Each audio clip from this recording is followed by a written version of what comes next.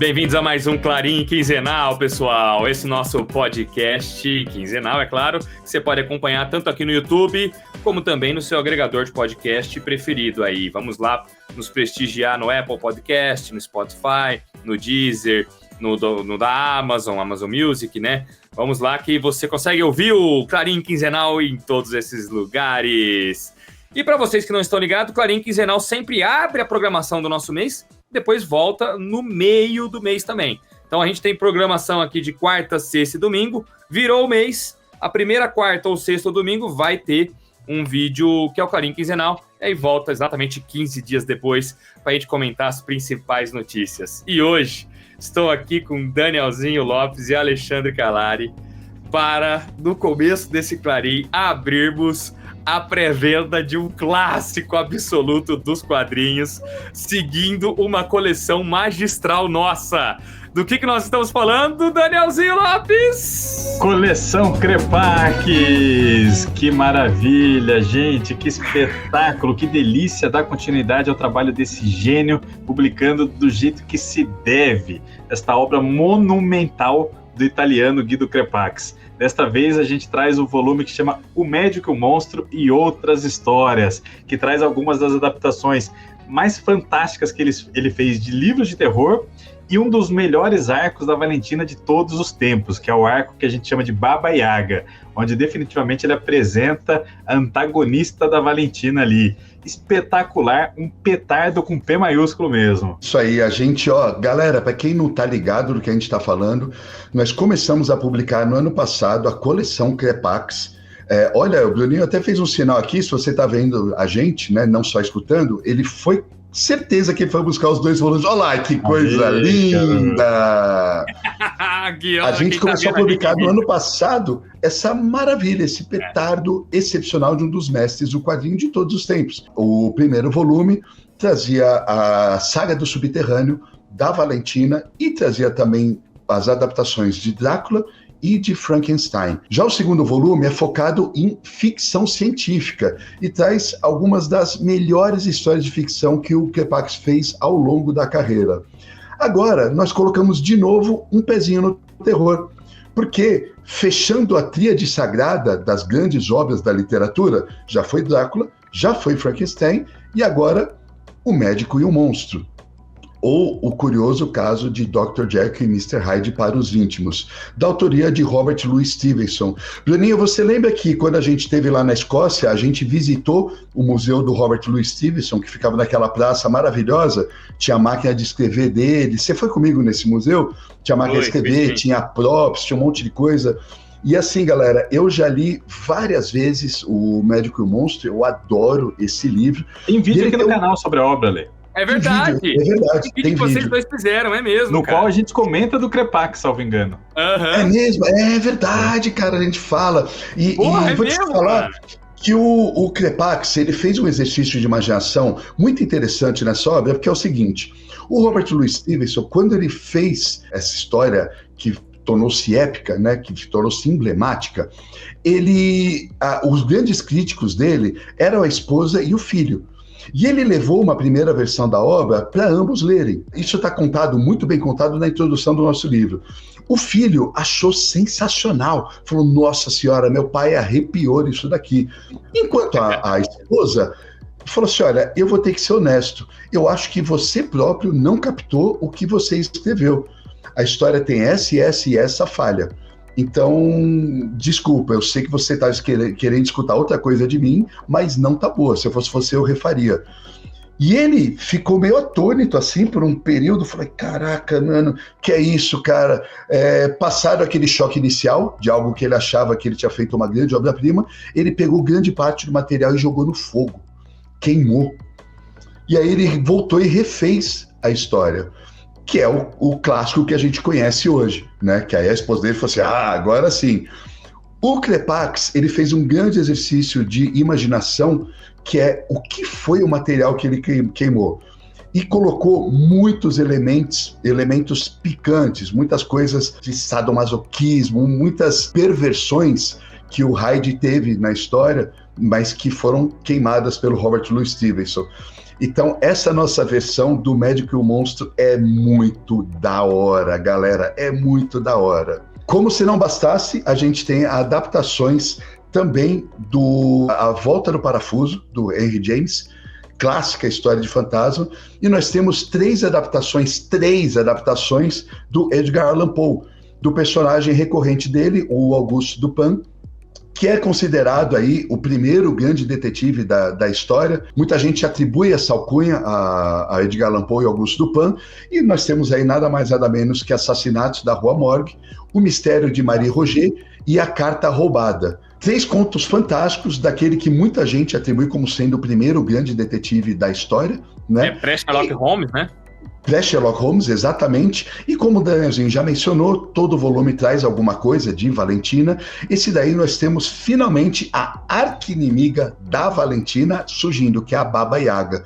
A Baba Yaga também vai ter alguma relação com as sagas dos subterrâneos e os povos que vivem lá, mas ela tem uma história muito louca do porquê ela está indo atrás da Valentina.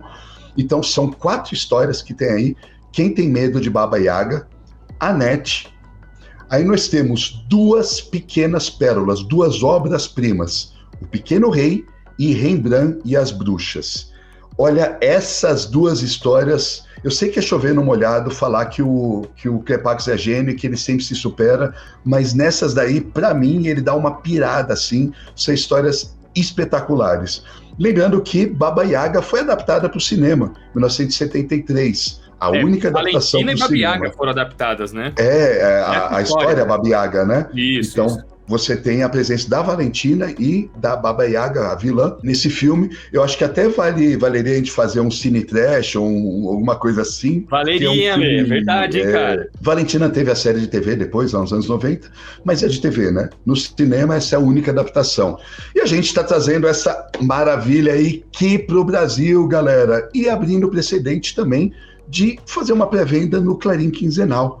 Em vez de trazer o tradicional vídeo de pré-venda, nós já temos 2 vídeos de pré-vendas do Crepax. A gente falou assim, vamos levar esse material no Clarim e a gente pode fazer alguns outros vídeos adicionais ao longo desse mês, aí, como por exemplo esse Assistindo o Baba Yaga. Esse quadrinho vai estar chegando aí, já está disponível a pré-venda e vai estar chegando dia 30 de maio para vocês. Danielzinho, você tem as especificações? Finalzinho de maio, que delícia. Alexandre, porra, esse volume é absolutamente espetacular, cara. Eu tô apaixonado por ele. A cada história que eu reviso, eu fico mais encantado e mais, assim, impressionado com a capacidade do Crepax. Claro, a gente já era fã do cara aqui, por isso que tá publicando. Mas reparando agora, olhando como ele conta uma história, assim, olhando atentamente para cada página que ele fez, bicho, é inigualável, assim. É um dos maiores gênios, sem sombra de dúvida, dos quadrinhos. Sobre a nossa edição, 444 páginas, ou seja, é um calhamaço, seguindo a pegada do 1 e do 2 aí.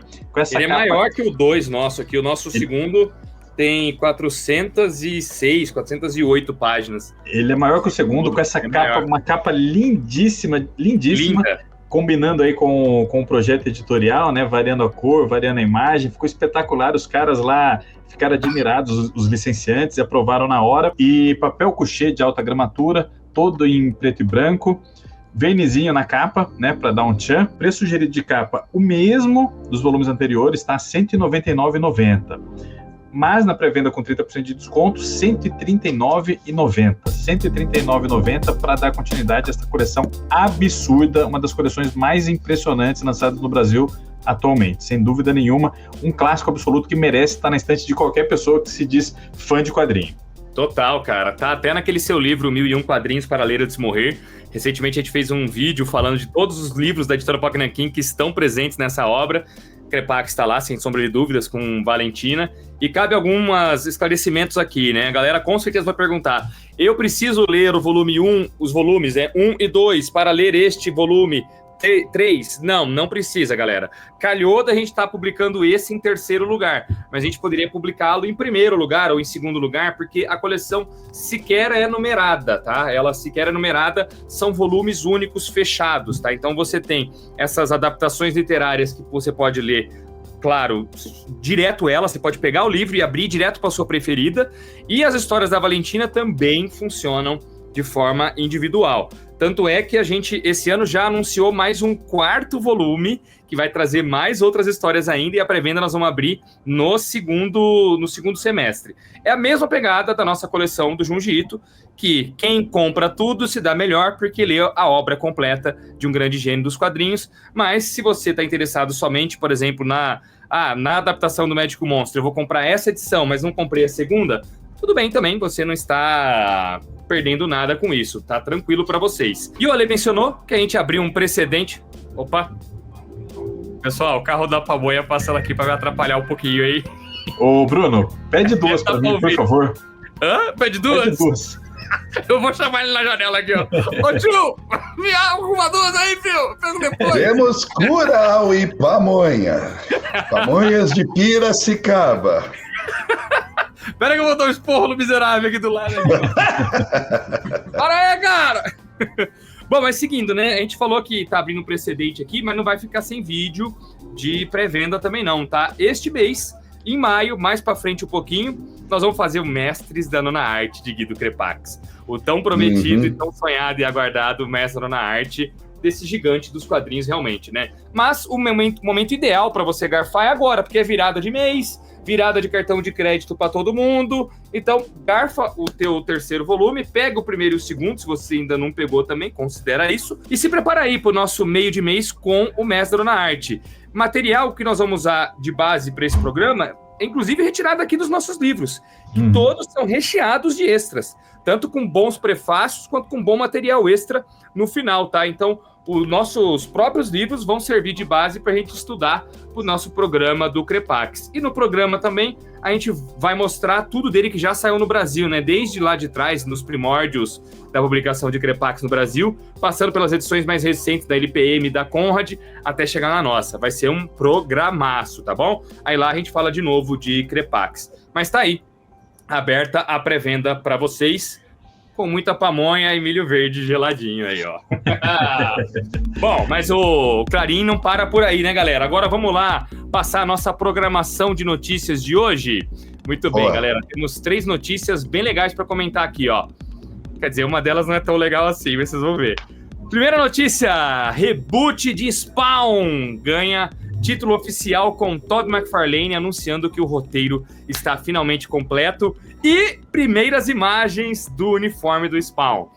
Segunda notícia, Brasil terá Nintendo Switch 2 mais caro do mundo! Essa notícia eu tive que trazer porque no programa anterior a gente estava mega empolgado com os anúncios relativos ao console e agora veio o banho de água fria. Eu quero ver o que o Danielzinho tem a dizer. Mas mais do que isso, quero ver o que o Alexandre tem a dizer.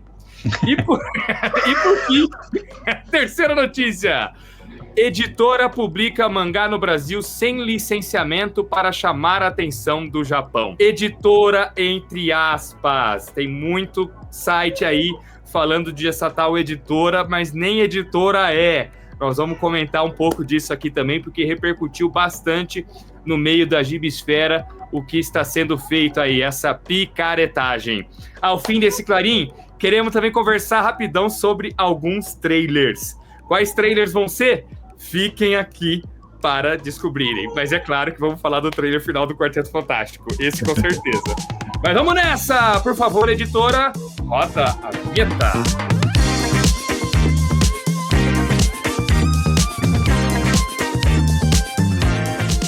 Olha, a primeira notícia de hoje é justamente sobre o filme do Spawn.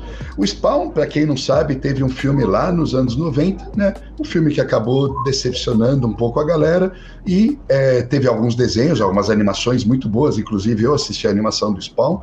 Eu assisti a animação do Spawn, sim. Caramba, essa é a novidade. Ela é muito, muito boa, é tudo que o filme não era.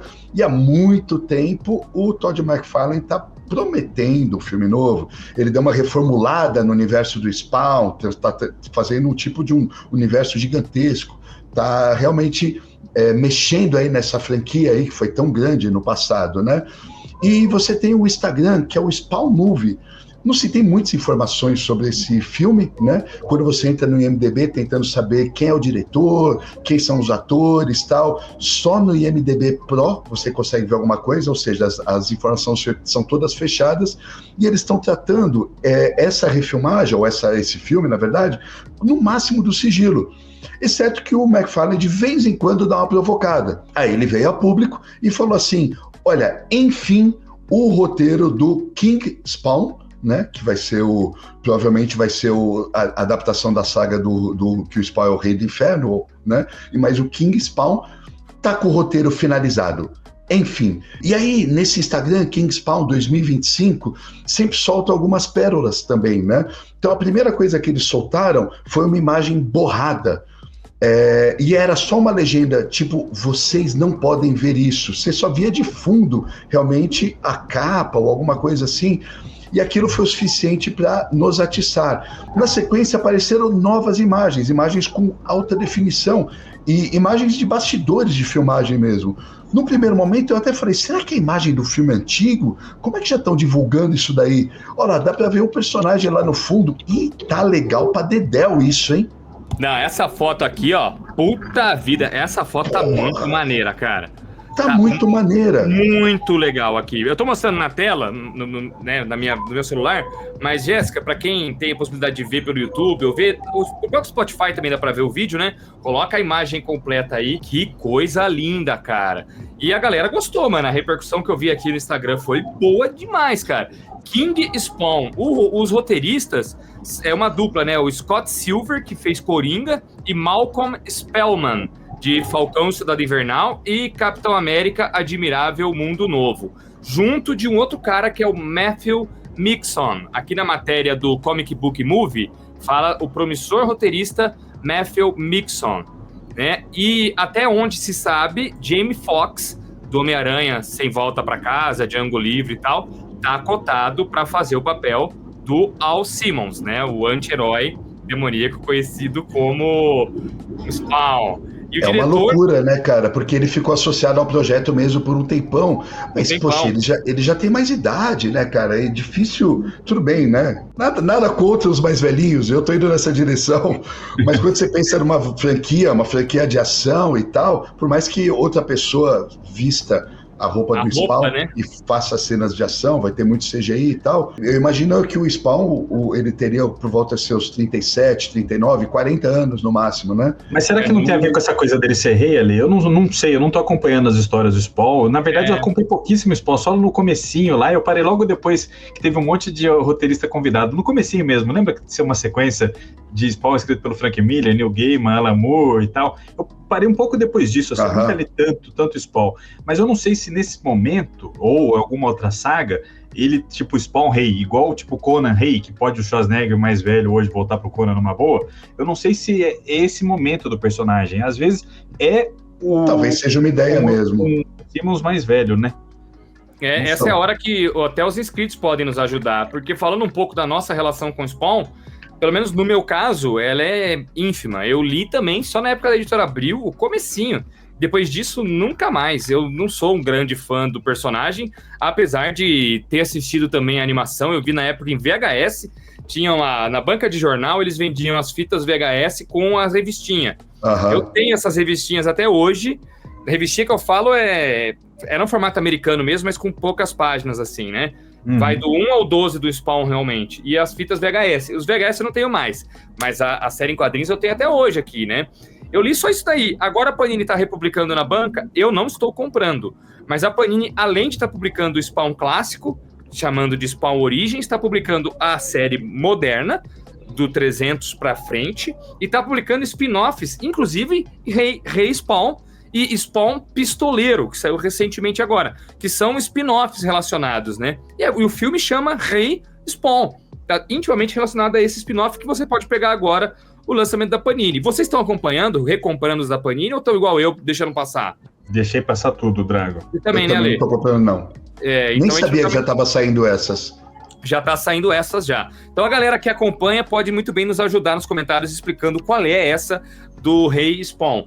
Mas assim, o Todd McFarlane, por muito tempo, falou que ele mesmo ia dirigir o filme. Aí agora, por essa matéria do Comic Book Movie, ele vem e fala que não, se ele conseguiu roteiristas de primeira linha e também ator de primeira linha, ele quer um diretor de primeira linha e ele saiu fora. Ainda não sabemos quem é que vai dirigir. Essas imagens, muito provavelmente, são de testes de figurino, né? Então ainda não deve ser o começo das filmagens do filme. Nós não achamos nada relacionado. Mas que já tá absurdo, isso tá, hein, caras? É um personagem muito legal, com puta de um visual, né? Mas, Drago, tem que tomar cuidado com o que o Todd McFarlane fala, viu? Porque ele é muito bom de autopromoção e ele é meio fanfarrão, assim. O bichão é bom de garganta, nossa, mas fala pra caramba. Eu adoro o Miller, né? Mas ele é bom de autopromoção. Ele tá, Daniel, desde 2017 botando pilha desse filme, velho. Então, ele tá fazendo o filme por conta própria. Vai fazer quase 10 anos. Acho que se ele não arrumar ninguém pra interpretar o Spawn, ele anuncia que ele mesmo vai atuar como personagem daqui a pouco. Mas o filme, você sabe que o filme, quando eu assisti, eu gostei, porque também. Sei lá, era 90, acho que é 96, 97, tinha 11, 12 anos. A gente tinha de 11 pra 12. 12 anos. Então eu adorei, assim, eu falei, puta, que filme é sombrio, é muito louco, é tipo um Batman do mal, assim, achei muito louco o filme. Gostava do palhaço lá, que agora... O John Leguizamo fazia o violador. O violador, exato. Pô, eu gostava muito desse filme aí, só que eu nunca mais revi. Vamos fazer um reassistindo? Vamos fazer um reassistindo, spoiler. Eu topo. Esse vale a pena. Se a galera concorda, deixa o like aí também. Aproveitando que se tá ouvindo a gente no podcast, avalia a gente com estrela aí. Independente de qual for, todos dá pra ser avaliados, beleza? É isso, vamos para nossa próxima notícia então. Direto do site Tech Tudo, vem a notícia: Brasil terá Nintendo Switch 2 mais caro do mundo. Compare preços. Aqui vale a pena eu dar um preâmbulo pro Danielzinho, que é mais inteirado do assunto, e enquanto isso o Ale presta atenção também, porque isso foi uma decepção gigantesca para todo o público brasileiro, porque a Nintendo já tem um tempo que ela voltou ao Brasil, ela ficou fora um tempão, aí ela voltou, e toda vez que o responsável pela Nintendo América Latina dava entrevistas, ele falava que tem muito interesse no mercado brasileiro, quer voltar com tudo pro mercado, que quer ter contato novamente com os fãs daqui, e aí devagarzinho eles foram introduzindo legenda em português. Agora os lançamentos do Switch 2 todos vão sair em português localizado, né? A Nintendo nunca fazia legenda para o nosso país, ignorava o Brasil realmente. Aí agora veio aí Mario Wonder em português, Zelda Echoes of Wisdom.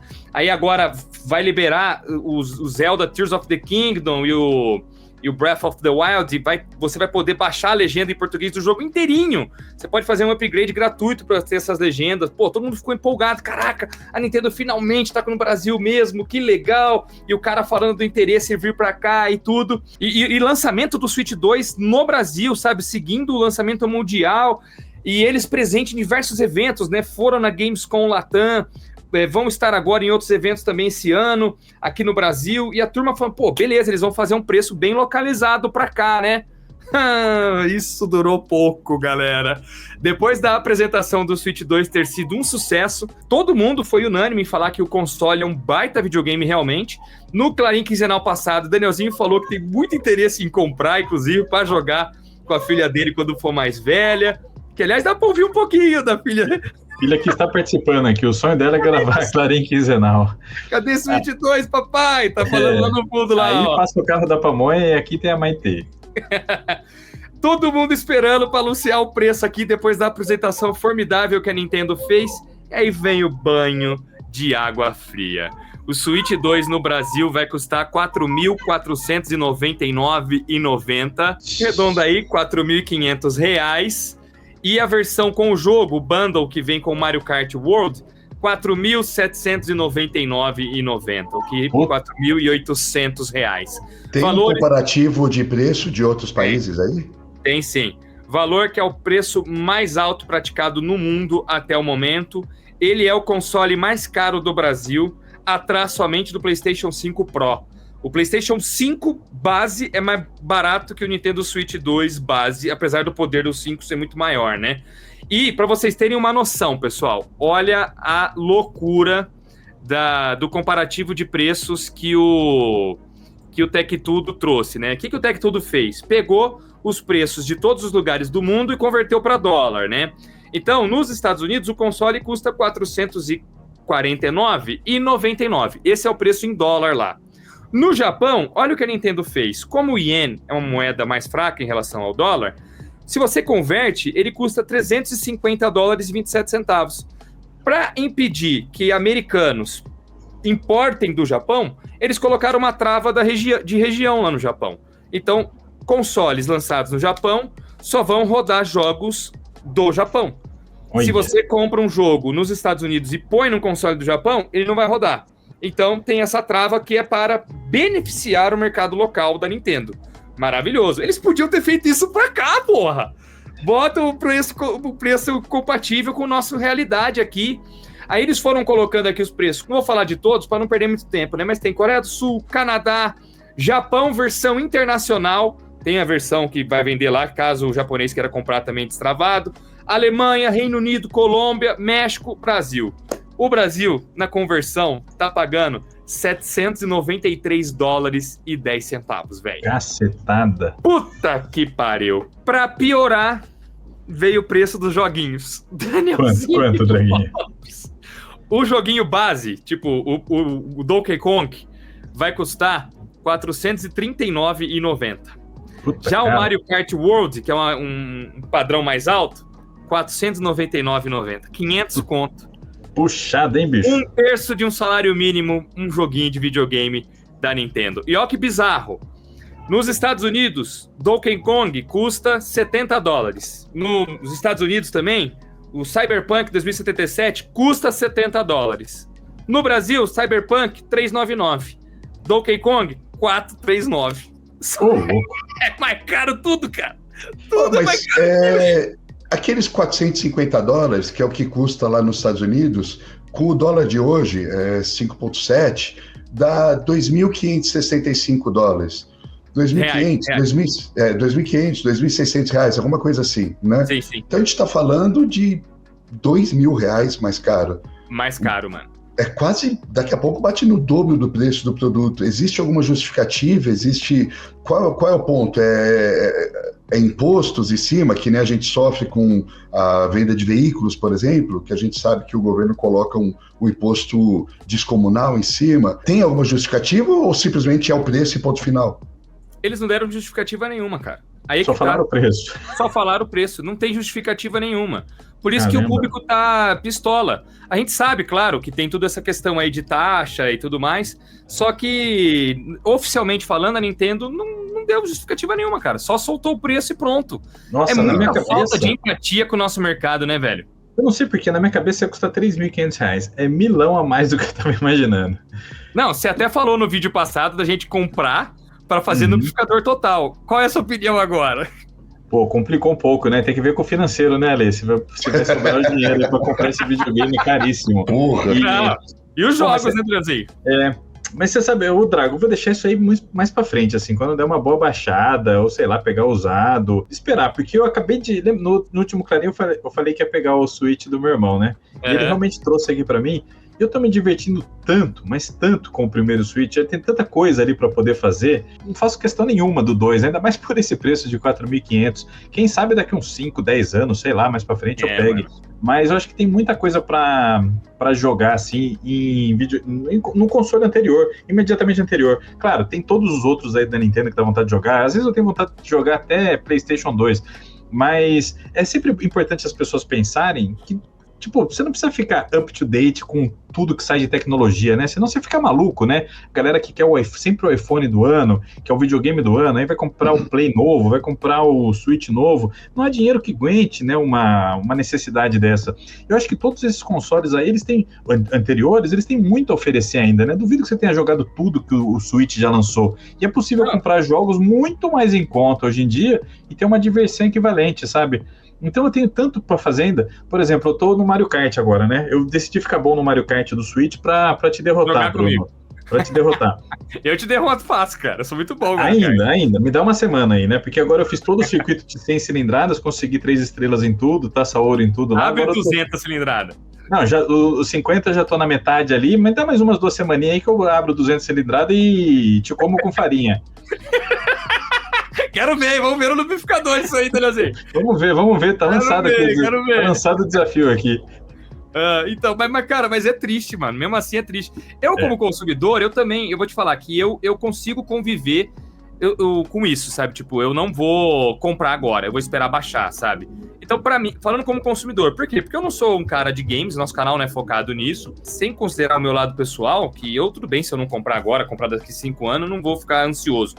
Mas falando numa forma de brasileiro mesmo, falando como brasileiro, cara, é triste ver uma empresa que a gente gosta tratando assim o nosso país, né, cara? Porque, os caras vêm falando que vão investir, que vão abrir legenda em português e tudo mais, localizar e tudo. Tudo isso é à toa, cara. É impossível o público brasileiro comparecer num produto desses. É impossível, cara. Agora vamos ver o resultado disso, Bruno, porque às vezes a gente fica achando, ninguém vai comprar, não vai comprar, mas é uma minoria. E é tipo sucesso de venda, assim, é um negócio meio assustador, é meio esquisito, eu não entendo direito como as coisas funcionam em termos de tecnologia. Às vezes eu fico surpreso, assim, com isso, sabe? Sei lá, saiu o iPhone 16, todo mundo fala, é uma bosta, pior iPhone, vende pra caralho. Tipo, Netflix coloca trava pra compartilhar a senha, aí todo mundo vai parar. Não, aumenta o número de assinatura. É tipo um negócio louco, não dá pra entender, sabe? Não dá pra entender. Então a gente tem que primeiro entender ver como é que vai ser o resultado. Mas realmente parece um pouco de chacota, assim. Se o preço mais caro do mundo, no mercado que eles estão tentando reconciliar, muito maluco, é muito esquisito, muito né? Muito doido, cara. Tem que ter alguma justificativa, tem que ter alguma coisa. Isso, teria que localizar, né?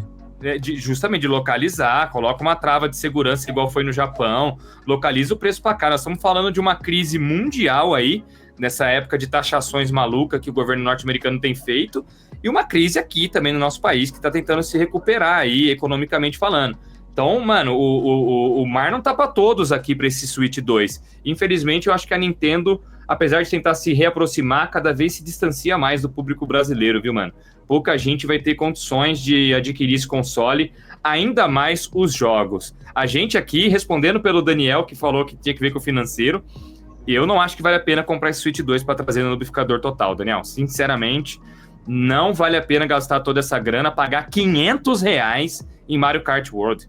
Vamos nos divertir com Mario Kart 8 Deluxe, que tá bom demais, e aí curtir todos os outros jogos que a gente ainda tem para finalizar, que realmente, cara, é triste o que aconteceu, e eu que acompanho um pouquinho mais o cenário de games do que vocês, eu vi a onda de hate que tá sendo pra cima da Nintendo, cara, é inacreditável.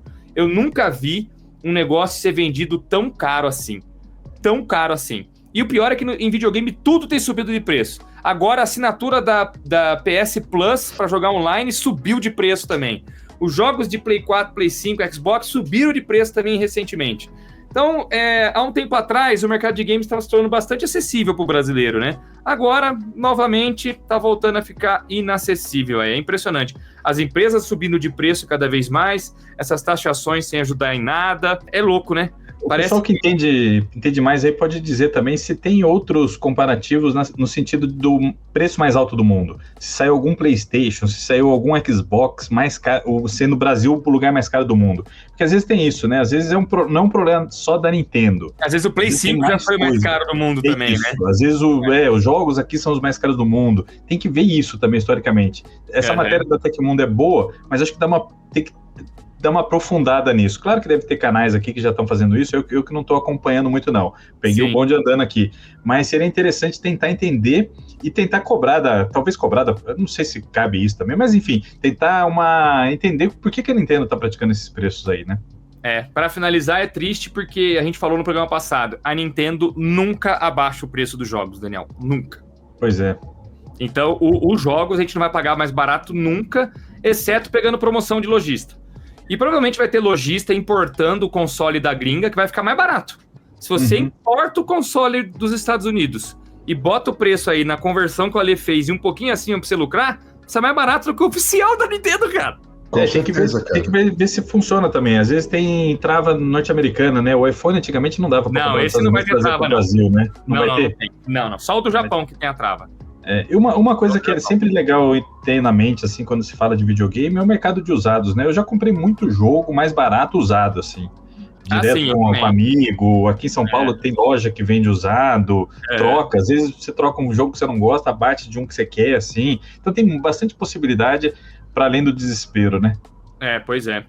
E o Alexandrinho, zero relação com a Nintendo, né, Ale? O seu videogame da infância foi o Atari mesmo, né? Eu Nintendo, esse oba-oba é todo em cima da Nintendo. Melhor fechamento impossível. Vamos para a próxima. Chegamos na terceira notícia. Isso aqui se tornou um bafafá depois que o Fora do Plástico publicou. Editora publica mangá no Brasil sem licenciamento para chamar a atenção do Japão.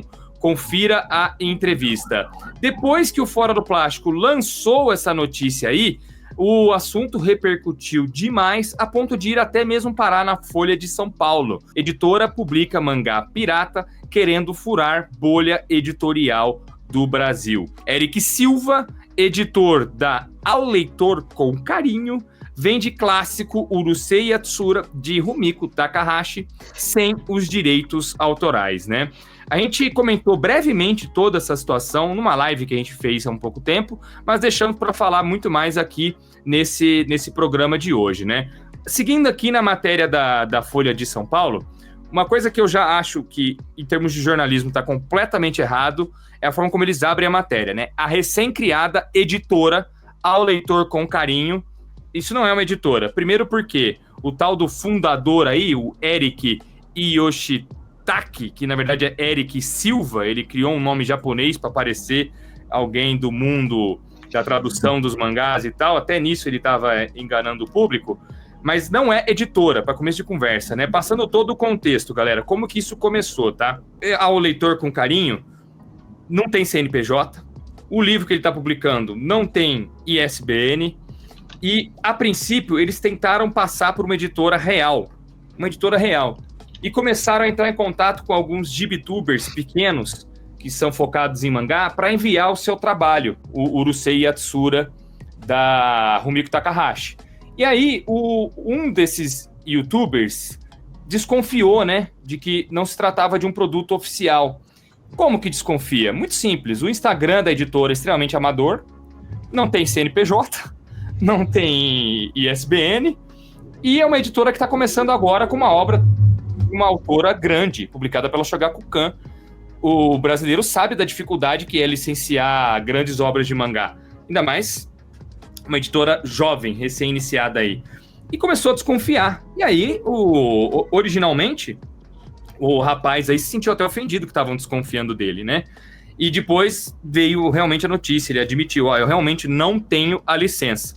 E contou uma história lá na entrevista do Fora do Plástico, de que tentou falar com um agente da Shogakukan, que cobrou muito caro pela licença, supostamente cobrou caro pela licença, e ele desconfiava se era um agente mesmo, ficou bravo de não conseguir falar direto com o Shogakukan em vez do agente. Olha, vê se pode.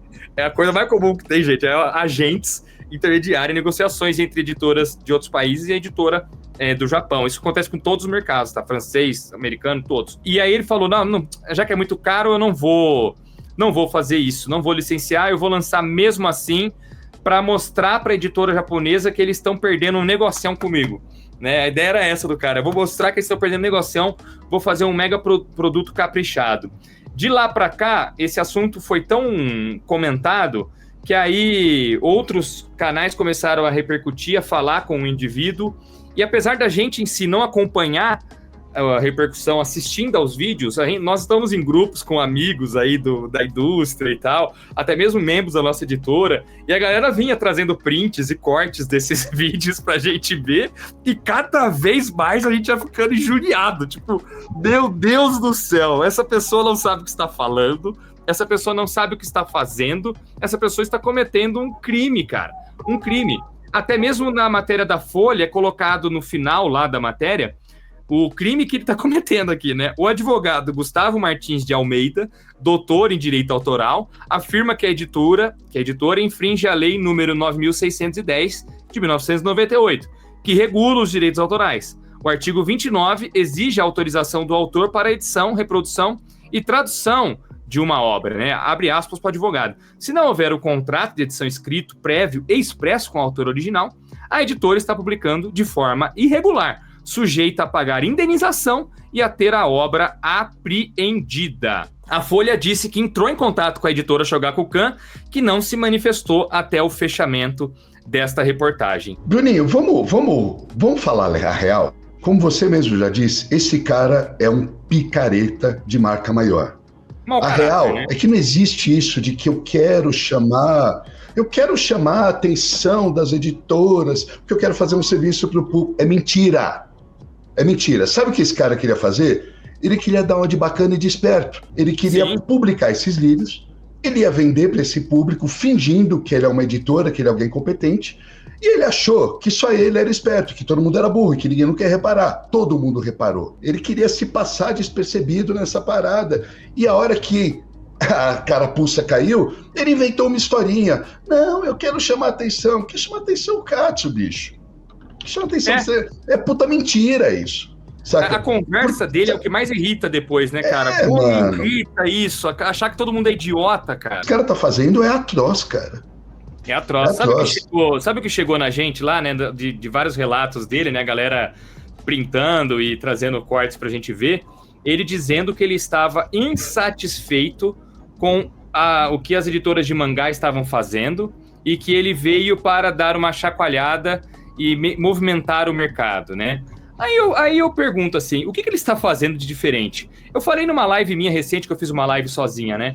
O formato do mangá é 15,5 por 22, colado e costurado, com sobrecapa e papel offset e card no meio. É o nosso formato. Que ele Exatamente!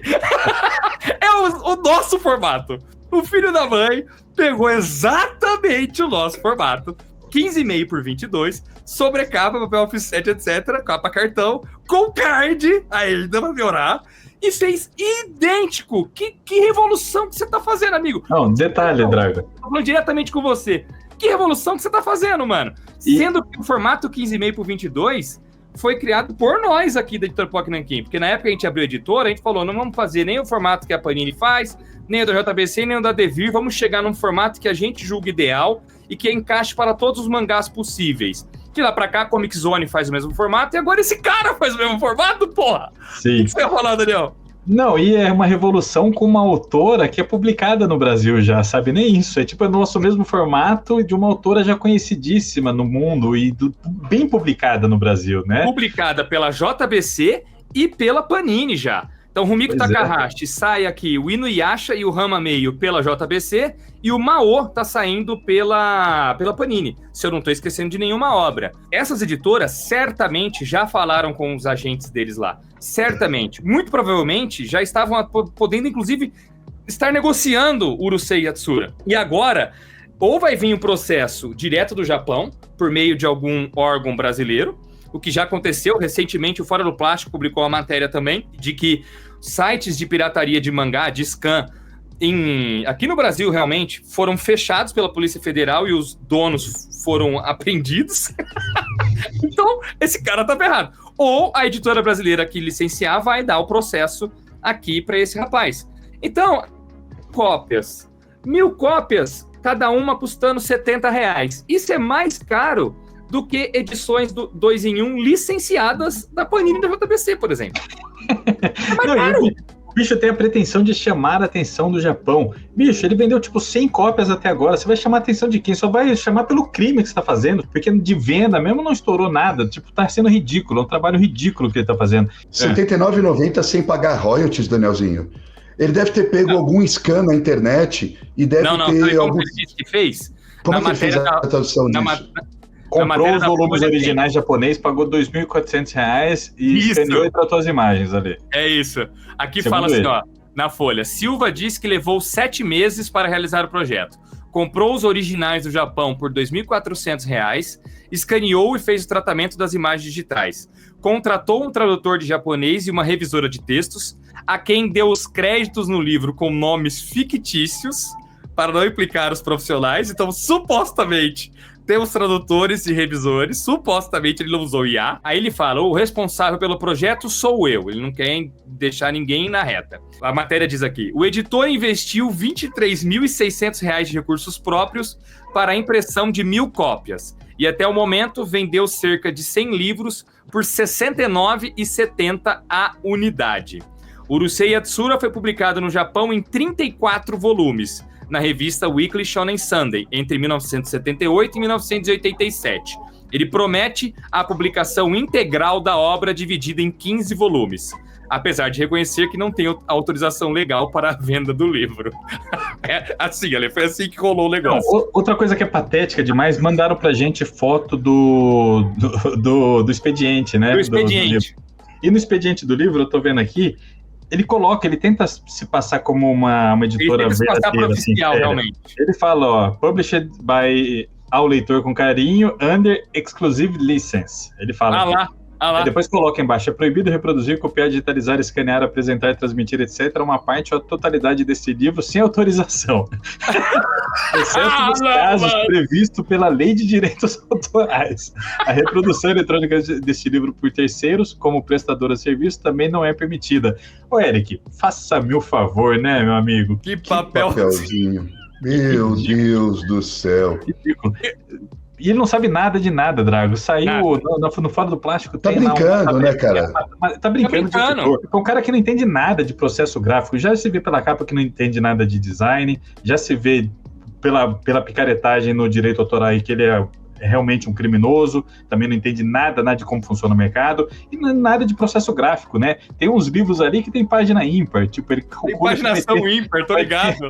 Se peça os cadernos, né? É até possível fazer isso, mas é um método meio idiota, sabe, de pensar os cadernos da gráfica assim, né? Você vê que o cara não tem noção nenhuma de absolutamente nada. Só que ele fala ali com uma prepotência, com uma coisa tipo, eu sei porque eu sou fã, eu coleciono desde 87, eu tenho 40 mil livros, não sei o quê. Bicho, não é porque você é fã que você entende o que você está fazendo, pelo amor de Deus, coloquem isso na cabeça, você e todo mundo que assiste ou escuta a gente aqui.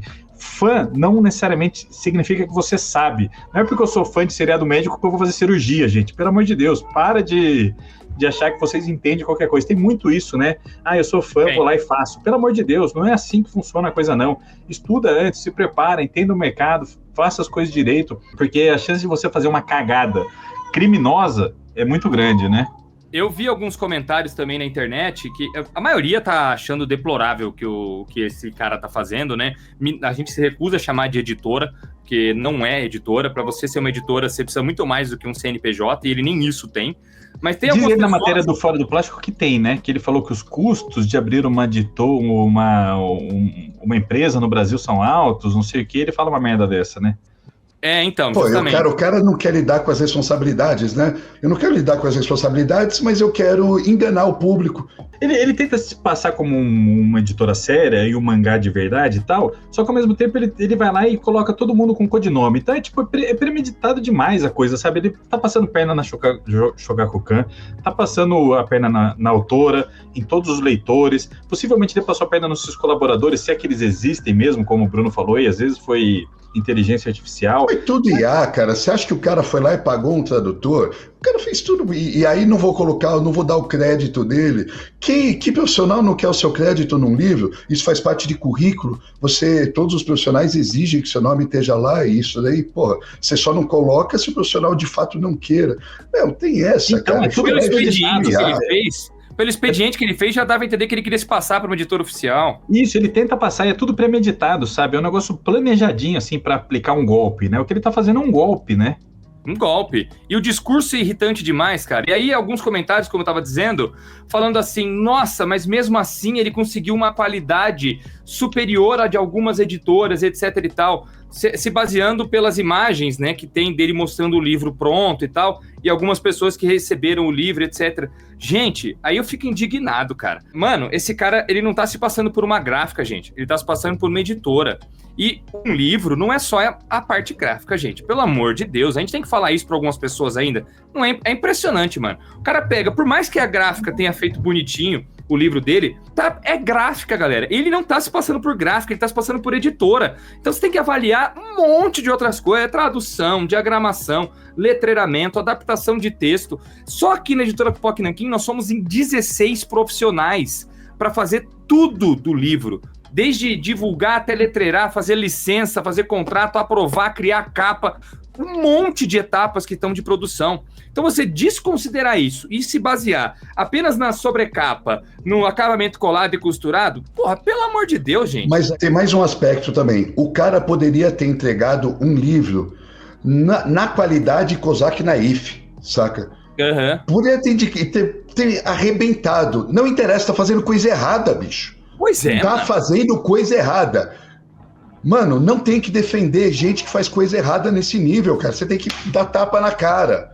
É isso que tem que fazer. Dá raiva, cara. Tem que dar tapa na cara, não tem que alisar, não tem que passar a mão e falar assim, ai, mas o livro dele tem que ficar bonitinho. O cara tá passando a perna nas editoras brasileiras, tá passando a perna em leitores brasileiros, passando a perna na Shogakukan, que nem o Daniel falou, na autora, em todo mundo.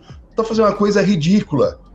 Porra, pelo amor de Deus, gente. E com um potencial assim, de prejudicar todo o mercado, né? Qualquer maluco que tá defendendo esse cara aí não tá pensando nisso, né?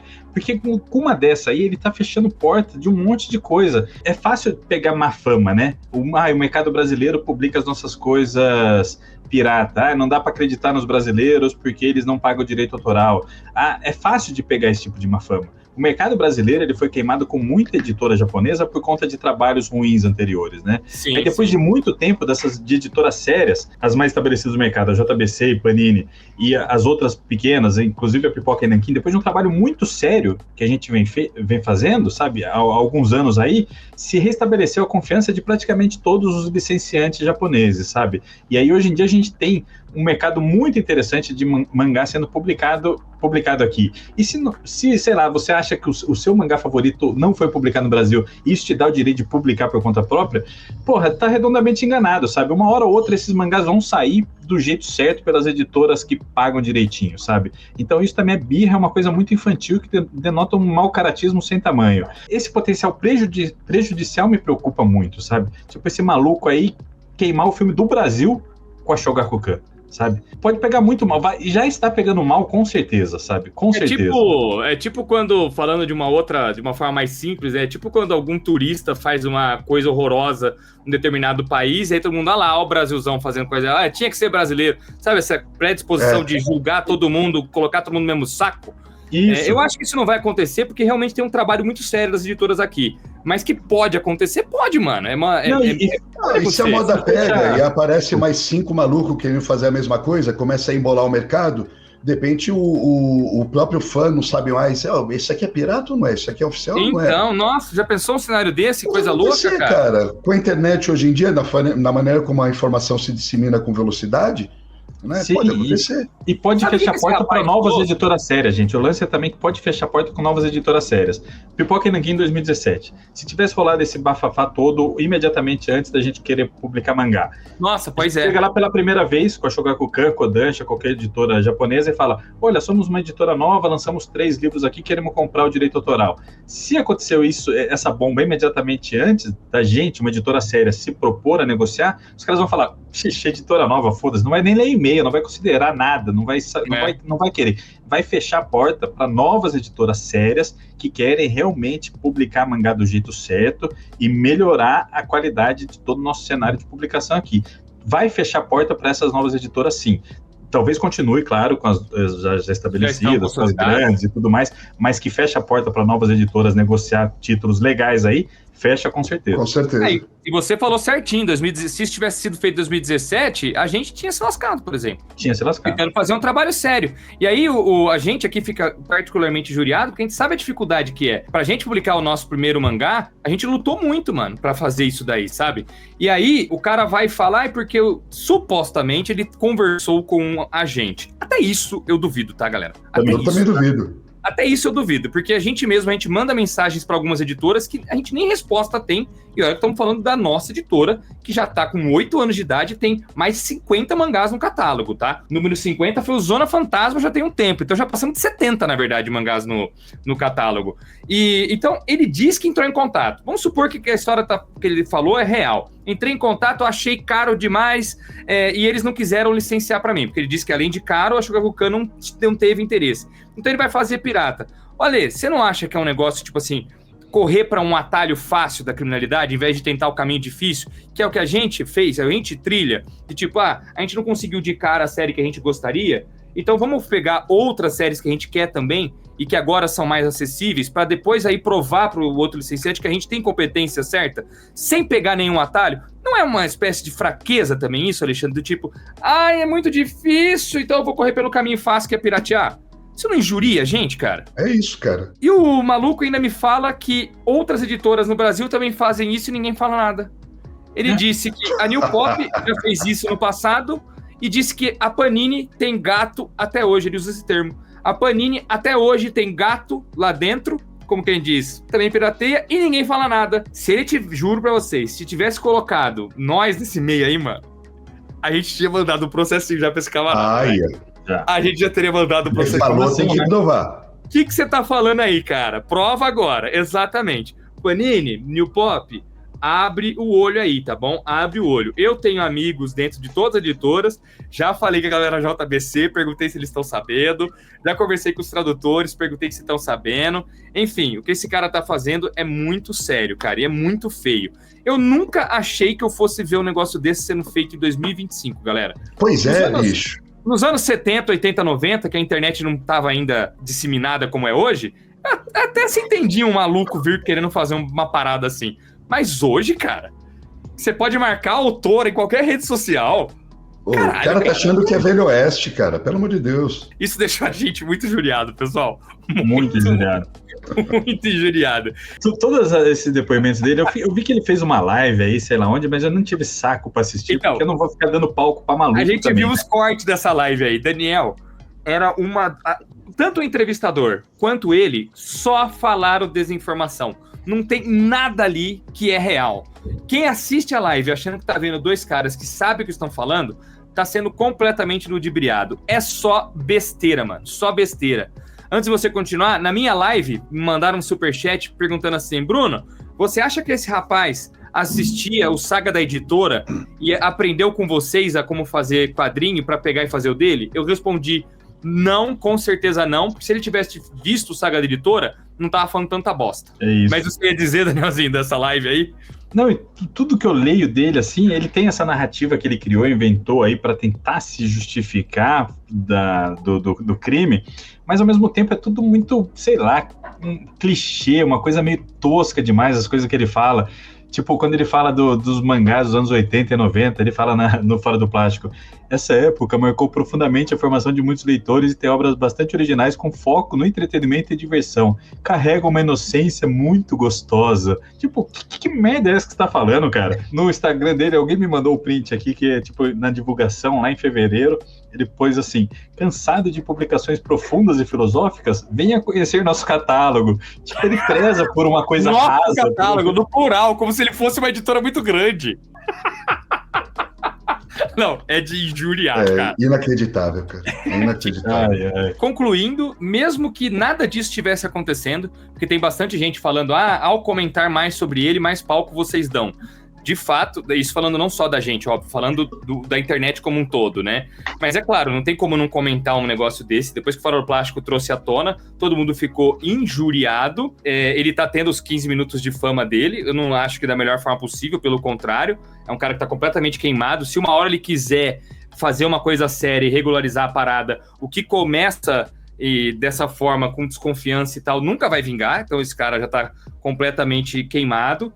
Mas mesmo que nada disso tivesse acontecido e que ele tivesse se passado por uma editora oficial e conseguisse realmente enganar todo mundo, mesmo assim esse cara não ia conseguir publicar os 15 volumes, pessoal. Se você aí acha que vai conseguir ler Urusei Yatsura completo em 15 volumes ao leitor com carinho, você não vai. Ainda mais agora. Antes também já não daria, ainda mais agora. Porque o sujeito, ele acha que é fácil vender 1000 cópias de quadrinho. Ele vai descobrir agora o quão difícil isso é. Ainda mais sem nenhuma infraestrutura, sem nenhum parceiro comercial forte. Porque uma editora também tem isso, parceiros comerciais. A gente tem aqui grandes parceiros, lojistas, distribuidores, agentes que estão aí vendendo pra gente os nossos trabalhos brasileiros em outros países e também promovendo a nossa editora para outros licenciantes. Olha, falem com a Pipoca é muito boa. A gente tem pessoas nos ajudando.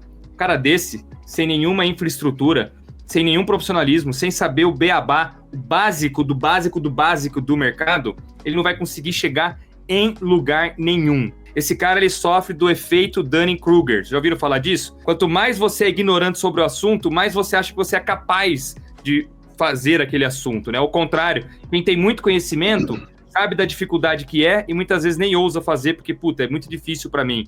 Quando o cara é muito ignorante sobre o assunto, ele não sabe da dificuldade que é, ele não sabe o quanto ele não sabe, ele tem a soberba de achar que pode. Esse cara tá passando exatamente por isso. E ele não vai conseguir, galera. É lamentável. Como diria Boris, isto é uma vergonha. Você sabe que eu tava reticente em gravar essa notícia aqui, viu, gente? Abrindo o coração, que eu falei, puta, dá mais palco ainda pra esse cara, falar o nome da editora, dar mais divulgação, sei lá, chamar atenção para isso. Já tem muita gente falando, mas foi bom, assim, foi bom para desopilar um pouco, foi bom pra gente colocar alguns pingos nos is aqui. Pra tirar do nosso sistema. Porque realmente o que ele tá fazendo é errado assim, de todas as maneiras, maneiras. Não dá. Se você apoia de qualquer modo ou passa pano pro trabalho que esse cara tá fazendo aí, você tá sendo cúmplice de uma atitude criminosa e muito prejudicial pro mercado, sabe? Não dá pra falar nem que você é fã de quadrinho. É lamentável, mano. Eu nunca achei que eu fosse ver isso, velho. Quando eu vi, eu fiquei muito puto mesmo. De deixar muito puto. Só pra encerrar aqui o Clarim, definitivamente, a gente tem que sempre lembrar o seguinte: todo mundo aqui é fã porque alguém fez alguma coisa que a gente admira, sabe? Um autor publicou alguma obra, uma autora fez um mangá foda, alguém dirigiu um filme interessante e a gente se tornou fã daquilo. No momento que não se paga direito autoral, que é o básico de se fazer em qualquer meio que a gente vive, o básico do meio artístico, você está desrespeitando quem criou aquela obra. Não dá para se dizer fã de nada se você não respeita quem criou aquela parada, sabe? Então o que ele fez, por si só, é um desrespeito sem tamanho com a Rumiko Takahashi, sabe? De que adianta você falar que é pro fã com carinho, que é uma obra que você ama muito, que você cresceu lendo, sei lá o que, essa pataquada toda, se você não respeita o básico, que é pagar devidamente a autora que fez essa parada, sabe? É isso, a gente tá falando disso, tem tudo isso que a gente comentou, mas se esquece que o direito autoral é para pagar devidamente o artista que tá lá no comecinho do processo e faz tudo que a gente gosta aqui, sabe? Não se esqueçam disso, que apoiar uma merda dessa aí é desrespeitar completamente o artista, né? Não tem felicidade maior para nós quando os artistas que a gente publica recebem nossas obras lá e postam felizões nas redes sociais, fotos dos livros, ficando contentes com o capricho que a gente teve, indicando a gente. A Kanta Kahama, por exemplo, lá no Japão, já postou nossas fotos. A Kensuke Gendrikin também já postou. É muito massa isso. Ou quando eles nos relatam por e-mail, né?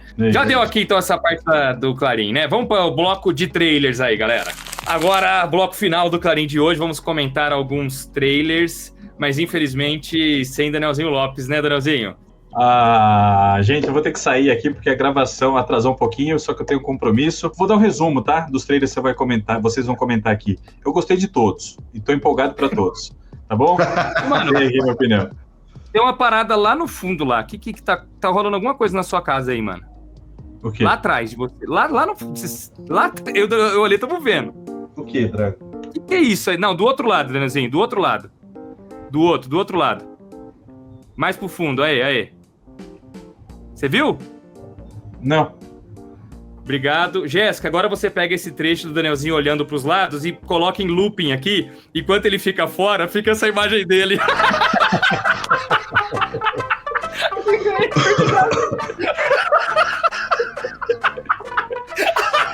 Ai, meu Deus do céu. Boa. Agora, no quadrado do Danielzinho, teremos Danielzinho e looping. Obrigado, Daniel. Tchau. Valeu, cara. Muito bem, vamos comentar aqui. Que trailer você quer começar, Alexandre? Você puxa. Vamos pela ordem aqui da pauta, cara, porque o primeiro é o Predador, né? O primeiro é o Predador, exatamente, cara. Predador, Terras Selvagens. Interessante, hein? Gostei, cara. Pô, eu adorei, Alexandre. Sinceramente, vou te falar que eu trouxe aqui, viu? Predador é uma franquia aí que é muito louco, né? Porque você tem o primeiro filme do Schwarzenegger, foi em 87. 87, mano. Na sequência, o segundo com o Danny Glover, 1990. Aí, de repente, parecia que a franquia tinha morrido, né? Porque ficou mais de uma década sem produzir nada. Tempão, né? Saía quadrinhos, saía algumas coisas assim e tal. Durante anos falava-se de uma sequência com a participação de Schwarzenegger e tal, mas nunca aconteceu. Aí apareceu 2 filmes de Alien vs Predador. Você lembra disso? Lembro. Mas, esses filmes não são legais, né? Foi aí que foi retomado a franquia. E os 2 filmes são ruins, cara. E quase afundou as 2 franquias de Alien e Predador. Na sequência, ainda bem que eles insistiram, porque os filmes que começaram a ser feitos foram filmes bem honestos. Eu acho que o primeiro continua sendo animal de longe, assim. Mas tem aquele Predadores no plural que é ótimo, cara. Predadores é ótimo. Mesmo aquele O Predador também é bom. Não supra-sumo, mas é bom. Esse último, o Prey, com a moça que ela é uma indígena, né, cara? Uma coisa assim. Eles deram uma pegada diferenciada. Eu ainda não vi, mas a galera fala que é bom, né? É bom, cara. É legal. É o mesmo diretor agora, você viu, né? Esse daqui, Terra Selvagem, é o mesmo diretor do Prey. É, inclusive o mesmo diretor, exatamente. Eu fico surpreso que toda a mitologia já estava implícita lá no primeiro filme. Mas a cada filme que tem, eles vão acrescentando uma coisinha a mais e tal. Quando eu vejo assim, vai ter um predador novo e tal, eu fico curioso, eu quero estar lá presente. E eu gosto muito desses alienígenas, cara, dessa ideia de você ter essa raça aí que sai, essa raça alienígena que sai caçando tudo quanto é outras raças e tal, com uma puta tecnologia, e eles têm toda essa brutalidade dentro deles, saca? Mas ao mesmo tempo tem o código de honra, né? Não é o matar pelo matar, eles não caçam presas frágeis, né? Eles só querem desafios. Então você não sabe direito o que se passa na cabeça de um predador, né? Mas quando no primeiro filme, quando o predador tem chance de matar a mocinha, ele não mata, porque ela não é desafio. Ele quer pegar o Schwarzenegger, bicho. Então, isso se repete em outros filmes também. Schwarzenegger e os outros brucutus que estão lá. E os outros brucutus, exatamente. Se o cara, ele vê, se o cara tem uma deficiência, não consegue correr, alguma coisa assim e tal, ele quer desafios porque ele tá se provando o tempo todo. Esse é um aspecto muito, muito legal da raça Predador e é sempre bem explorado na franquia, cara. A raça chama Yautja. E esse filme tem o diferencial de colocar um deles como um protagonista, né? Que é um cara excluído do seu clã. O filme se passa no futuro, em outro planeta, e ele vai ter uma humana como uma aliada improvável aí, para enfrentar esse adversário que vai estar nesse planeta onde ele está. E geralmente o predador é o inimigo do filme, né?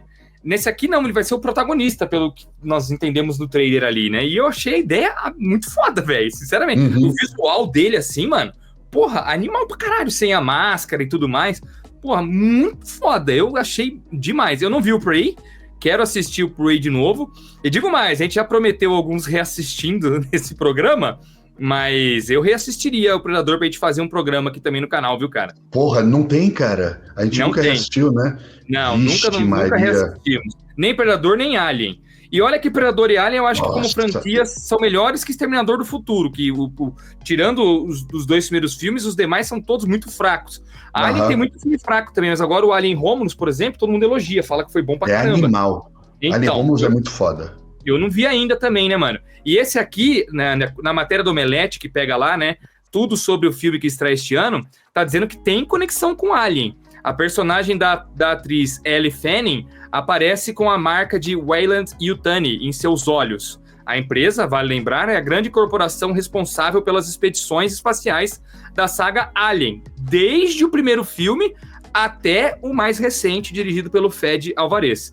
É provável, portanto, que um novo crossover estilo Alien Predador esteja no caminho, apesar de ter nada oficialmente anunciado. Quando o trailer começa, Bruninho, que nem lá no Predador 2, que tinha um esqueleto de alien, né, na nave que o Danny Glover encontra, no começo desse trailer, tem lá na parede, assim, o crânio de um dos alienígenas do Independence Day. Os caras colocaram... É do Independence Day? Independence Day. Tem um alienígena... Isso eu não reparei, mano. Do crâniozão assim, tem um alienígena do Independence Day, cara, muito louco. Caralho, cara. Porra, se não for a mesma coisa, é bem parecido, então. Não, mas eu acho que é assim, várias pessoas apontaram isso na internet. É uma brincadeira, né? Uma piscadeira e tal. Mas, porra, pensa na quantidade... É tipo uma prateleira de troféus, assim, do cara, né?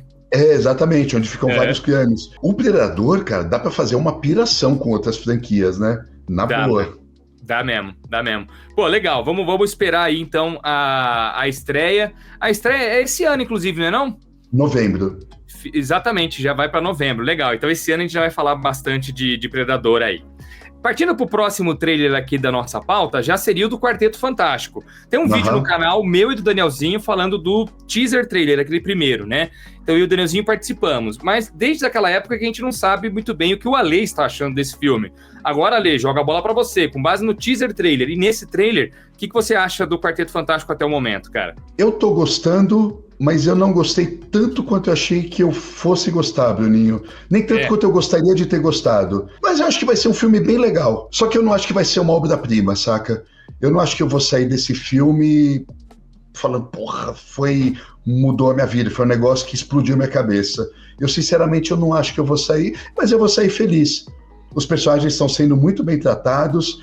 Teve a polêmica com a escolha da Surfista Prateada. No final das contas, me acostumei com a ideia também e não vejo problema nenhum nisso. Eu queria que o CGI dela fosse um pouquinho melhor. Eu achei meio feinho. Eu também achei um pouco feio. Mas a surfista, provavelmente ela é surfista nesse mundo, que também existe nos quadrinhos a Surfista Prateada, né? Na Xalabal, sim. Aí a hora que vier o quarteto pro mundo Marvel meio meia mesmo, aí pode ser que o surfista seja homem, né? Talvez a Marvel esteja guardando o surfista prateado principal pro Marvel meio meia, né? Ou utilizar a personagem dessa forma mesmo, como, sei lá, e assim fica mesmo. Mudar realmente, né? Tem alguns aspectos que, lógico, que dá uma empolgada no final do trailer, quando você vê o Galactus dando aqueles passos lá. Puta, muito louco, cara. Agora você fala, caraca. Mas, por outro lado... Depois, erguendo o Fusquinha também, parece o Fusquinha da mesma cor da capa da Action Comics 1, né, cara? Isso foi legal, Eu não gostei muito do Tocha Humana. Naquela hora que ele tá falando sobre que ele descobre a gravidez da Sui, a maneira como ele se portou lá, tal, eu não curti muito, cara. Eu achei que ele meio bobão, meio, não sei, eu tô com medo dele ser só um chato no filme, saca? Ele vai ter os momentos heróicos dele, né? Você acha que ele não vai ser o chatão assim? Não, acho que não, porque naquela hora ali ele fala, você tá atrasada, e ela entrega sem querer, porque tá atrasada a menstruação, né? E não atrasada pro jantar. Ela atrasada? Sim. Como assim? Atrasada pro coisa jantar. Que percebe, né? O coisa que percebe. E ele não percebe. Eu também não perceberia, eu acho, tá ligado? Então, eu não acho ele tão besta assim. É uma coisa meio sutil, assim. A mulher percebeu na hora e ficou meio na dúvida. Mas não, eu acho que ele vai ser... Eu boto fé no ator, né? O ator é muito bom. Mas tô empolgado pro filme, cara. Achei um trailer, no geral, achei um trailer muito bom, mano. Gostei pra caramba também, assim. No geral, achei legal. Galactus, do jeito certo. Você viu que o Galactus saiu notícia aí de que ele vai ter efeito prático, né, mano? Foi criada toda uma armadura real do Galactus pro pessoal interagir e tudo mais. Deve ser foda, cara. Pô, legal. Legal, né, mano? Mas é isso. Eu acho que vai ser um filme bem bacana, no final das contas. E o trailer do Superman, que saiu na época do Superman Day, Alexandre. Faz uns 10 dias aí, em abril mesmo, ocorreu o Superman Day. E eles soltaram um trailer muito emocionante de bastidores da obra. Então não é só igual do quarteto, que é do filme. Tem o James Gunn falando, tem uma galera da produção falando, o elenco falando também. E é um trailer que revela muitas coisas, né? Como, por exemplo, o visual de alguns personagens que nós não tínhamos visto ainda de primeiro. Tipo a moça Gavião. Metamorfo.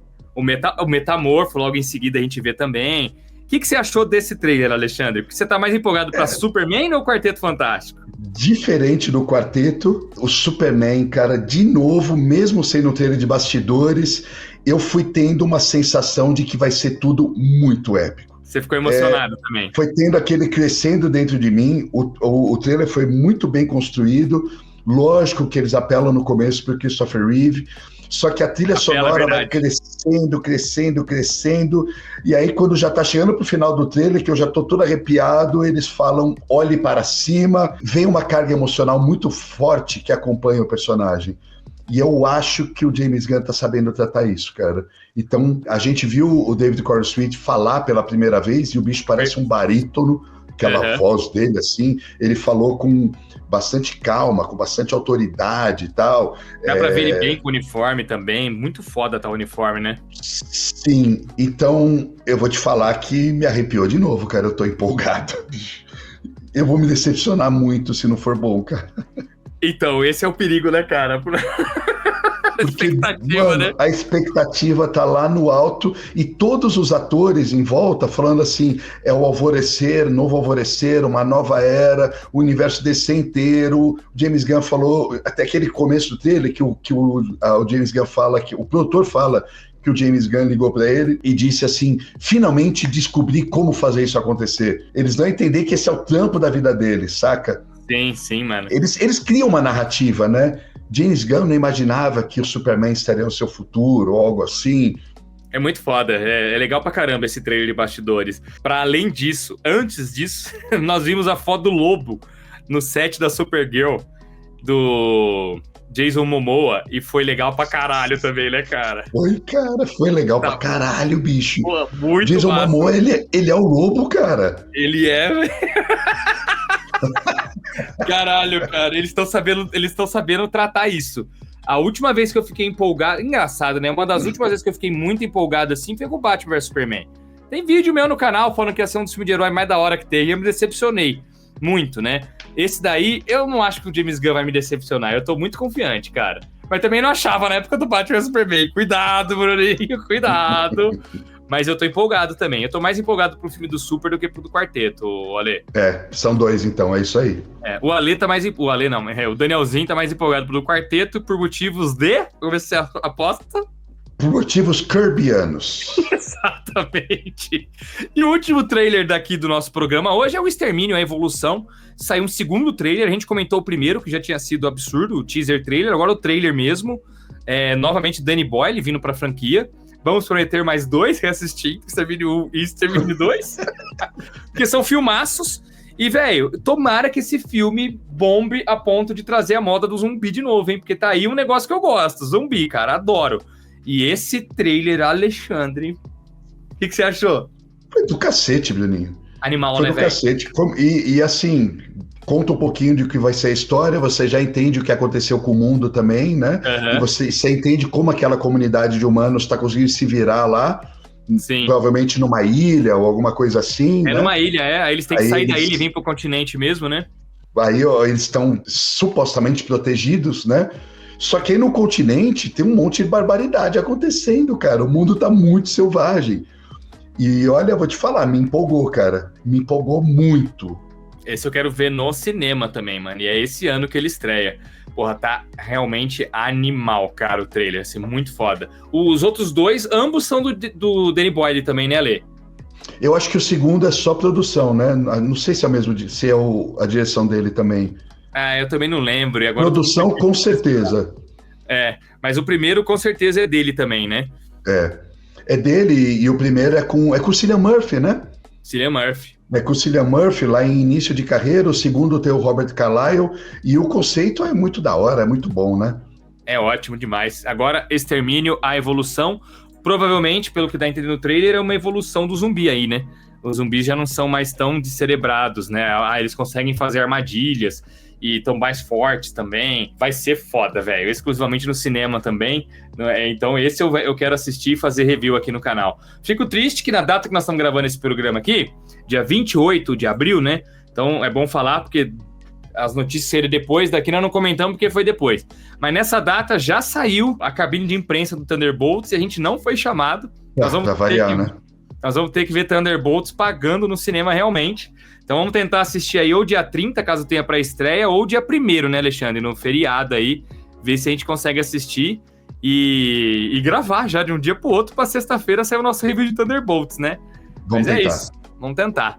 Pessoal, obrigado. Este foi mais um Clarim Quinzenal. Nós estamos aqui toda quarta, sexta e domingo. Lembrando a vocês, pré-venda de Crepax já rolando.